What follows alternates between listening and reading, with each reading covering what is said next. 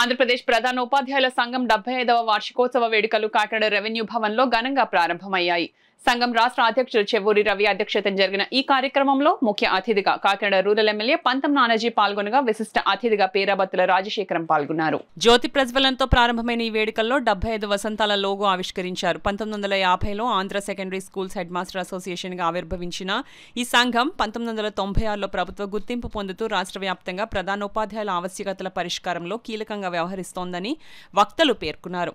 ఈ సందర్భంగా 3 ప్రధాన తీర్మానాలు ఆమోదించారు. క్లస్టర్ ప్రధాన ఉపాధ్యాయుల పోస్టును గ్రేడ్ 1 గా అప్గ్రేడ్ చేయడం, +2 పాఠశాలల్లో పీజీటీ ప్రిన్సిపల్ పోస్టులకు పదోన్నతులు కల్పించడం, డైట్ మరియు సమగ్ర శిక్ష పోస్టులో సీనియర్ ప్రధానోపాధ్యాయులను నియమించడం కోరారు. కార్యక్రమంలో రాష్ట్ర జిల్లాల పదాధికారులు, నాయకులు పెద్ద ఎత్తున పాల్గొన్నారు.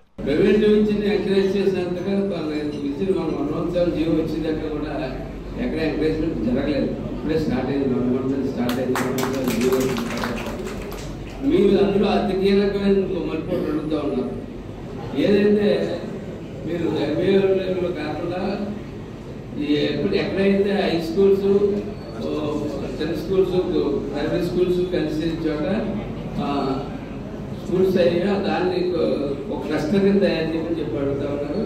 ఆ క్లస్టర్ పరిధిలోనే నిర్ణయాల అధికారాలు, జీత నిర్ణయ అధికారాలు ఉండాలి.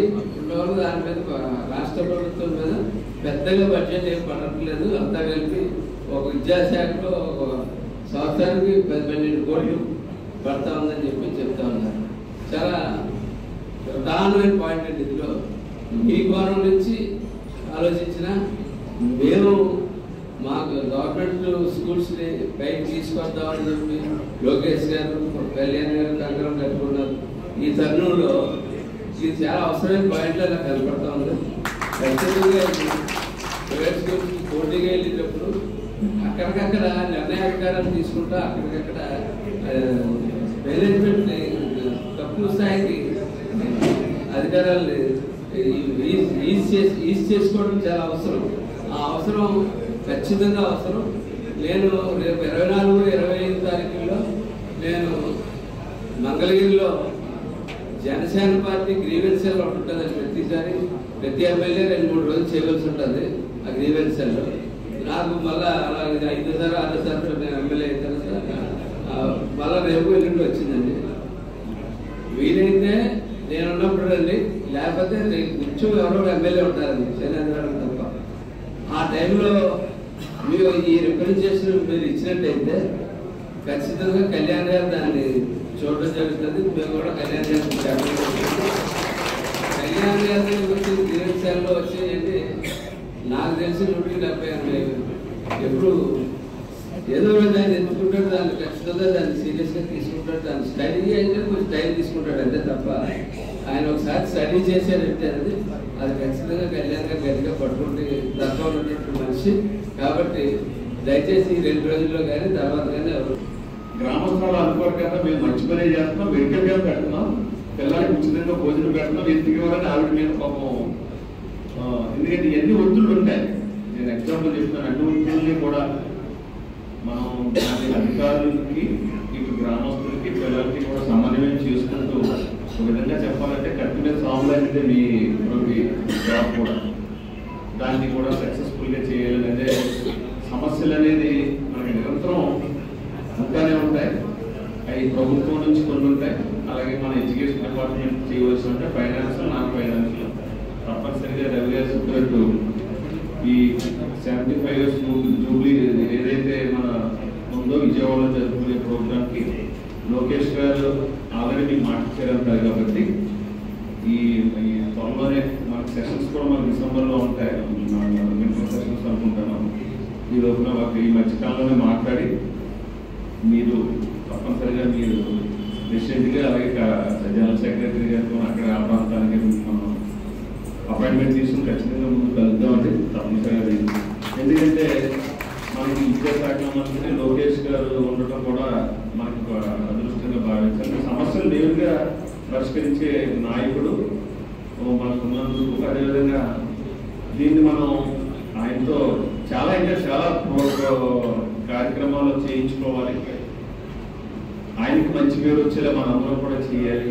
దానికి సలహాలు, సూచనలు. ఎందుకంటే విద్యాశాఖ మంత్రికి అన్నీ తెలియాలని కాదు, కింద గ్రౌండ్ నుంచి కూడా ఫీడ్బ్యాక్ తీసుకుని ఎడ్యుకేషన్ ఏదైతే ప్రభుత్వ ఎడ్యుకేషన్ ఏదైతే ఉందో దాన్ని ఎలా బలోపేతం చేయాలి, రానున్నప్పుడు ఎంత క్లిష్టంగా ఉన్నదని మీ అందరికీ తెలుసు. ఎంఈఓ గారు కూడా మాటలో చెప్పారు, ప్రభుత్వ పాఠశాలలో చదువుకున్న పిల్లలు మాత్రమే సర్వీస్గా ఆలోచిస్తారు.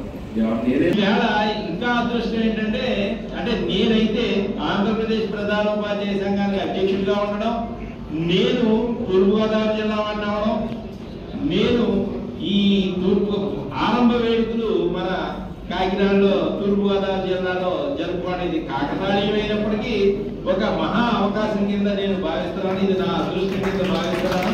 ఖచ్చితంగా ఈ వ్యాలెన్స్ ప్రౌడ్ మూమెంట్ టు ఆల్, అందరికీ తూర్పుగోదావరి జిల్లాలో ఉన్న ప్రతి ప్రధానోపాధ్యాయుడు, ప్రతి మండల విద్యాశాఖాధికారి దీన్ని చాలా గర్వంగా ఫీల్ అవ్వాలి. ఎందుకంటే ఒక సంఘం 75 సంవత్సరాల పాటు కేడర్ సంఘం, నాకు తెలిసి భారతదేశంలోనే ఏకైక కేడర్ సంఘం ఈ మన ప్రధానోపాధ్యాయ సంఘం 75 సంవత్సరాల చరిత్ర ఉన్న ప్రధానోపాధ్యాయ సంఘం. తర్వాత ఆంధ్రప్రదేశ్ లో గుర్తింపు పొందిన ఏకైక కేడర్ సంఘం ప్రధానోపాధ్యాయ సంఘం సార్. ఆనాటి నుండి ఈనాటి వరకు ఎందరో మహానుభావులు ఈ సంఘం యొక్క అభివృద్ధికి కృషి చేయడం జరిగింది. నాటి నుంచి నేటి వరకు మనం 2022లో డిసెంబర్లో మన సంఘానికి గుర్తింపించి 25 సంవత్సరాలు అయిన సందర్భంగా మనం రాజమండ్రిలో నన్నయ్య యూనివర్సిటీలో అప్పుడు 25 ఇయర్స్ గుర్తింపు పొందిన తర్వాత 25 ఇయర్స్ వేడుకని చాలా గొప్పగా చేసుకోవడం జరిగింది. అప్పుడు విద్యాశాఖ మంత్రులు వీళ్ళు వచ్చారు. అదే వరవట్లో రేపు వచ్చే నెల డిసెంబర్లో మన గౌరవ విద్యాశాఖ మంత్రులు మన నారా లోకేష్ గారు మనకి డేట్ ఇస్తానన్నారు సార్. 15 రోజుల ముందు చెప్తానన్నారు. మంగళగిరిలో కానీ విజయవాడలో కానీ మనం ఈ మహాసభని జరుపుకోవడం జరుగుతుంది సార్. రాష్ట్ర వ్యాప్తంగా ప్రధానోపాధ్యాయుల్ని, మండల విద్యాశాఖ అధికారులని, మన ముఖ్యమైన మన నాయకుల్ని అందరినీ పిలుచుకుని అంగరంగ వైభవంగా ఆ రోజు కార్యక్రమం